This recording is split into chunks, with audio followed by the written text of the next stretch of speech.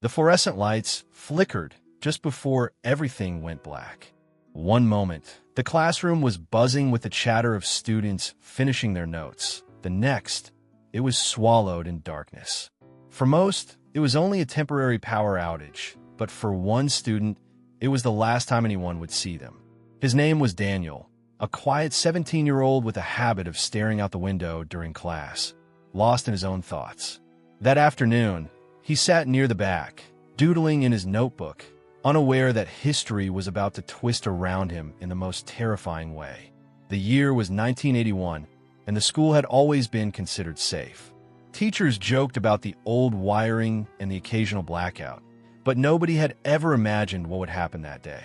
When the lights went out, there was a collective gasp, a flurry of whispers, and the uneasy shuffle of students trying to find their bearings. Seconds later, just 30 seconds to be exact, Daniel vanished. No one saw him leave. No one heard a sound. The only evidence left behind was a chair tipped over and his notebook open on the desk, pages fluttering as if caught in an invisible wind. Teachers called his name, their voices echoing through the dark hallways, but there was no answer. Panic rippled through the students, and some swore they thought they saw a shadow move near the window. But when anyone looked again, it was gone.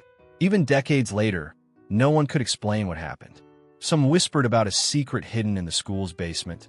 Others claimed it was a trick of the mind, a collective hysteria sparked by the blackout. But for the students who were there, and for the family who never stopped searching, the question lingered. Where did Daniel go? What could have happened in those 30 seconds of darkness that changed everything? Tonight, we dive into the story of that day, piecing together witness accounts, exploring the school's forgotten corners, and trying to understand the moment when a normal afternoon became a mystery that has haunted everyone who remembers it. Stay with me, because by the end of this video, you may begin to wonder if the lights going out was really just an accident or something far more sinister. The school had always carried whispers of odd occurrences, though most brushed them off as mere rumor. Daniel's parents had never believed in ghosts or mysteries, but even they would later admit the boy had a way of sensing things others couldn't. He had always been unusually curious, exploring empty hallways after class, asking questions that made teachers uneasy. Some students teased him for being too quiet, too observant, too lost in thought, but those who knew him best recognized a rare kind of intelligence and sensitivity. That day, Daniel had stayed behind after lunch to finish an assignment for Mr. Hargrove, the gruff science teacher who tolerated very little distraction. The fluorescent lights in the classroom buzzed faintly, casting long shadows across the peeling paint and scratched wooden desks. Outside, the sky had darkened earlier than usual, heavy clouds rolling in as if the weather itself was conspiring to cloak the school in secrecy. Students later recalled feeling a strange energy in the air that afternoon. Conversations faltered, pens dropped, and a low hum seemed to resonate through the walls. Daniel's friend, Lisa, had noticed his unusual focus on the window that overlooked the old playground. He just stared, she remembered, like he could see something we couldn't. And when the lights went out, I don't know, it was like he was already gone, even before he vanished. The power outage, brief as it was, revealed more than darkness. It revealed fear. Students clung to each other, some whispering frantic theories about faulty wiring or gas leaks, but others felt something unexplainable linger in the corners of the room. Teachers fumbled for flashlights, but even their beam seemed to struggle against the oppressive shadow that had taken over. The building itself seemed to remember the events of that day. Old bulletin boards were riddled with pinholes. Walls bore scars from decades of hurried hands. And the creaking floorboards groaned as if warning intruders away. For those who were there, the memory of Daniel's disappearance became more than a question of where. It became a lingering fear that the school itself might have been alive in some strange, silent way. Years later, anyone who revisited the scene described a chill that had nothing to do with the weather. The mystery of those 30 seconds haunted not only Daniel's family, but the entire community, leaving a question that refused to fade. What could happen in a moment so fleeting, yet so absolute? that a young life could vanish without a trace. And so the story deepens. As we explore Daniel's last known moments, the reactions of those around him, and the secrets hidden in the shadows of the school, one thing becomes clear. The truth may be closer than anyone expects, or it may be something no one is ready to face. Meanwhile, the school itself became a character in its own right, a silent witness to everything that had happened. Old architectural quirks, hidden crawl spaces, and shuttered windows hinted at secrets buried beneath decades of normalcy. Rumors surfaced about past students who had vanished or left without explanation, sparking fear that Daniel's disappearance was not an isolated incident. Through it all, a moral tension emerged. Could curiosity be a danger, or was it a necessary tool to uncover the truth? Students and teachers alike struggled with questions of responsibility and courage. Some wanted to forget, to move on with their lives, while others felt compelled to dig deeper, to stare into the darkness where Daniel had been swallowed. The story of that 30-second blackout became a mirror, reflecting both the fear and resilience within every person touched by it. And just when the threads seemed tangled beyond hope, a single, chilling revelation appeared. One that hinted that Daniel's disappearance might be connected to something older, something hidden in plain sight, waiting for the right moment to re-emerge. The questions grew heavier. How deep did the darkness go? What was really waiting behind the flickering lights? And would anyone ever be ready to face it? In the weeks that followed, the school felt different, haunted, though no one could explain why. Some students whispered about seeing Daniel in the hallways, fleeting glimpses of a shadow moving just beyond their line of sight. Others claimed to hear the faint scratch of his pencil in empty classrooms late at night. The faculty tried to reassure parents, but even they felt a nervous edge during staff meetings, a tension that refused to dissipate. Lisa, Daniel's closest friend, found herself grappling with guilt. She had begged him to stay at his desk during the blackout, fearing the chaos of rushing around in the dark. "I should have stopped him," she confessed to anyone who would listen, her voice trembling. Yet she also felt a strange compulsion to uncover what had happened, as though Daniel himself were calling her to continue his investigation. Every creak of the old floorboards, every flicker of the failing lights, reminded her that the story was far from over. Meanwhile, Mr. Hargrove, the teacher who had last seen Daniel, wrestled with his own doubts. He prided himself on logic and science, yet something about that day defied reason. Some nights, he found himself pacing his small apartment, imagining Daniel standing silently at the window, waiting for something or someone. The incident exposed cracks in his otherwise disciplined mind, forcing him to question his professional detachment and his own role in the tragedy. As the days stretched into weeks, the disappearance drew the attention of local authorities. Detectives interviewed students and teachers, meticulously cataloging every statement. Odd inconsistencies emerged. A janitor who remembered the lights flickering in a pattern, a classmate who swore they felt a cold gust of wind sweep through the room, and a forgotten closet at the far end of the hallway that had remained locked for decades. Each clue seemed to complicate the story, pulling the mystery in multiple directions. Night had fallen over the school, leaving corridors shrouded in shadows. Every creak of the floorboards sounded like a warning.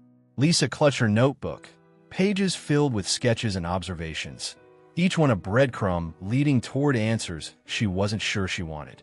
The flickering emergency lights painted the walls in fractured, ghostly patterns, and with every pulse of illumination, she felt Daniel's absence more keenly. She wasn't alone. Mr. Hargrove had returned to the school, under the guise of checking on the electrical system, but really, he was drawn by the same gnawing need to understand. His normally precise mind raced with unease. For years, he had dismissed his instincts, relying on reason and logic, but the events surrounding Daniel's disappearance were impossible to rationalize. And tonight, something inside him whispered that answers might be closer than ever. Lisa paused at the end of a hallway, listening. A cold draft swept past, brushing her hair across her face. She froze, certain she had heard a whisper, a name. Daniel's name. Her heartbeat thundered in her ears. Every instinct screamed for her to run, but she took a step forward, then another. The air thickened, heavy with the smell of dust and something faintly metallic. Meanwhile, in the library, a small group of students who had been quietly investigating found a series of old documents hidden behind a loose panel. Reports of past disappearances, strange blackouts, and unexplained noises, each one eerily reminiscent of what had happened in 1981. The evidence suggested a pattern, something far bigger than anyone had imagined. And as they pored over the papers, a soft scratching echoed from the stacks. Books trembled on the shelves. Someone, or something, was moving among them. Back in the hallway, Lisa saw a shadow shift near the old auditorium door. Her flashlight flickered. She held her breath. The air seemed to thicken around her. She thought she saw a figure, a boy, maybe Daniel, turn a corner and disappear into the darkness. Her mind screamed at her to chase, but fear rooted her in place.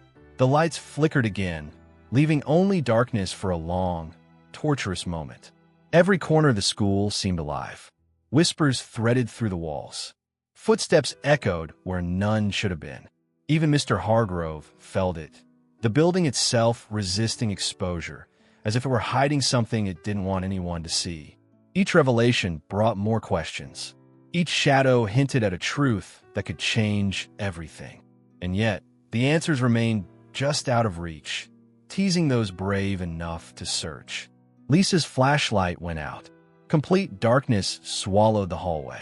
She fumbled to turn it back on, heart hammering. A whisper again, closer this time. She knew she wasn't imagining it. Something was there, watching, waiting, and she had no choice but to move forward, toward the auditorium, toward the heart of the mystery. The air thickened. The old doors creaked, promising answers. Or danger. Lisa took a deep breath, forcing herself onward. Somewhere in the shadows, Daniel, or what remained of him, was waiting. Lisa froze as the shadow moved again. Only this time, it wasn't Daniel. A familiar voice echoed from the darkness. Mr. Hargrove. "Lisa, you shouldn't be here," he said, but there was a tremor in his voice that betrayed fear, not authority. Confusion flooded her mind. Hadn't he been helping her search? Why did it feel like he was hiding something? Across the school, the group of students in the library stumbled upon another revelation. A hidden ledger detailing years of disappearances. Names, dates, and locations, all eerily similar to Daniel's case. But one name stood out, Mr. Hargrove's. His own student record, decades ago, hinted at a secret incident during a blackout. The pattern was undeniable. It wasn't just the building that held secrets. It was someone within it. Back in the hallway, Lisa took a hesitant step forward. Why didn't you tell anyone?" she demanded. Mr. Hargrove's eyes darted around the dark corridor. I tried to stop it once. But some things, some forces, aren't meant to be controlled," he admitted. His hand trembled, revealing a small, worn key. Lisa realized it matched the lock on the closet at the far end of the hallway. The same closet no one had dared open for decades. Suddenly, the building seemed to react.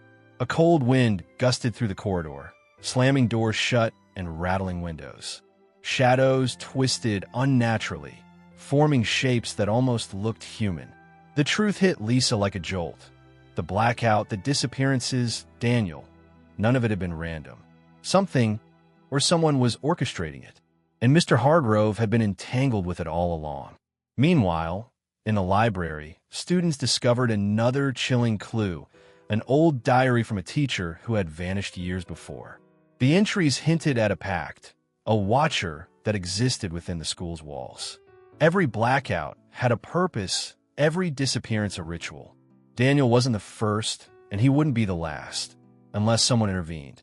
Lisa's fear turned to determination. She stepped closer to the closet, key in hand, and Mr. Hargrove followed silently. The air grew thick, almost tangible, as if the school itself were holding its breath. Every creak, every whisper amplified the tension, the feeling that the building knew she was about to uncover what it had hidden for decades. Then, just as she unlocked the door, a movement behind her made her spin around. A fleeting shadow, a hint of Daniel, disappeared into the darkness. Mr. Hargrove's face paled. "You don't know what's waiting in there," he warned, but it was too late. The closet door creaked open, revealing what had been concealed all these years. The story was about to take a turn none of them could have predicted. Lisa pushed the closet door open, heart hammering. Inside was not just a dark storage space. It was a small hidden room, walls lined with old photographs, maps, and notes.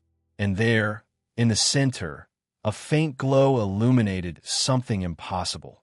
Daniel, alive, but unresponsive, sitting in a circle of strange symbols etched into the floor. His eyes were open but distant, as if he were somewhere else entirely. Mr. Hargrove stepped closer, his face pale. "I never meant for it to go this far," he whispered. The blackouts, they weren't random. They were attempts to contain the presence. Then it got too close. He saw what shouldn't be seen. Lisa's fear turned to resolve.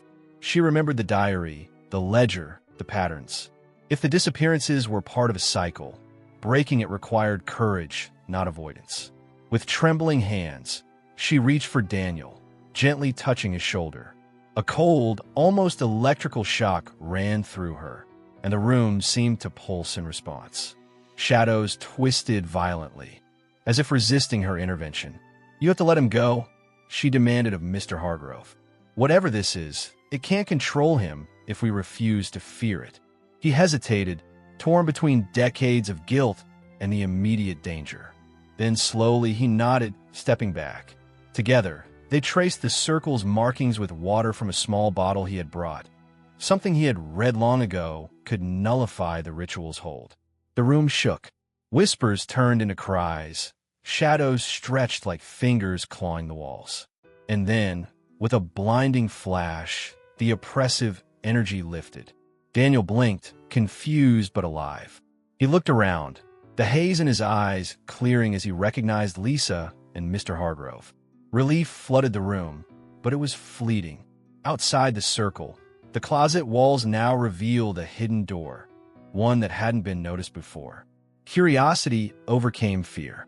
Lisa pushed the door open and found a narrow staircase, descending deep into the school's foundation.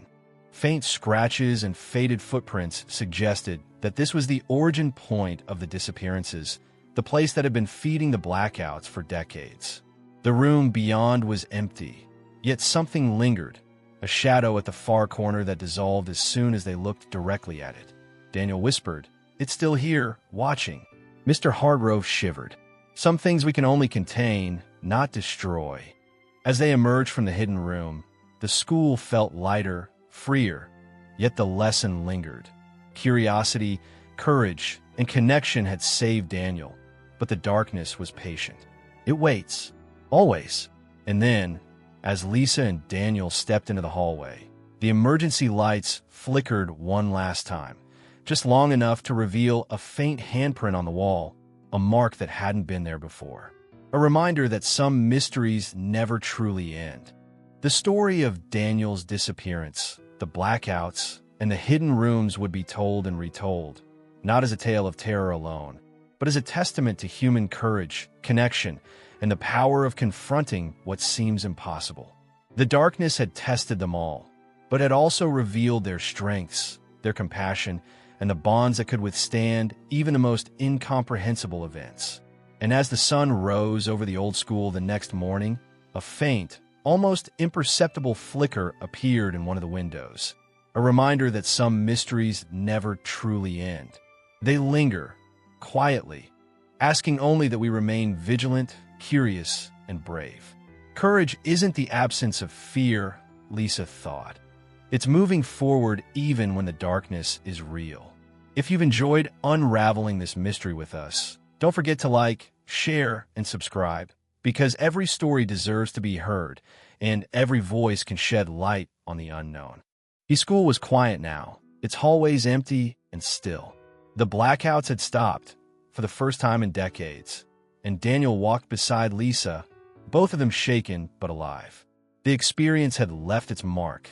Lisa carried a newfound courage, a determination to face the unknown rather than hide from it. Daniel, once quiet and withdrawn, now understood the strength within himself to survive what no one else could endure. Mr. Hargrove lingered behind, a mixture of relief and regret in his eyes. He had spent years hiding secrets, believing he could contain the darkness alone. But tonight, he realized that responsibility shared was responsibility fulfilled. The school had almost claimed another life, yet together, they had broken the cycle. And yet, as he looked back toward the hidden staircase, he understood that vigilance was necessary. Some mysteries do not vanish. They only retreat, waiting for the unprepared. For the students who had investigated from afar, there was closure too. The ledger, the diary, the hidden passages, they had recorded every detail, ensuring the story would not be forgotten. They had learned that courage was more than daring. It was persistence, empathy, and trust in those who care enough to help. The moral stakes had been high, but they had acted, and that made all the difference. As Daniel returned home that night, he felt a strange combination of relief and wonder. The world seemed unchanged, but he had glimpsed something far greater than himself, something that tested the limits of fear and curiosity. He knew he would never look at darkness or the silence of empty hallways the same way again. Lisa stayed behind a moment longer, looking at the empty classrooms bathed in the soft glow of evening light. The shadows that had once seemed threatening now felt like reminders of resilience. She whispered to herself, "Some mysteries are meant to be faced, not feared." It was a lesson she would carry for the rest of her life.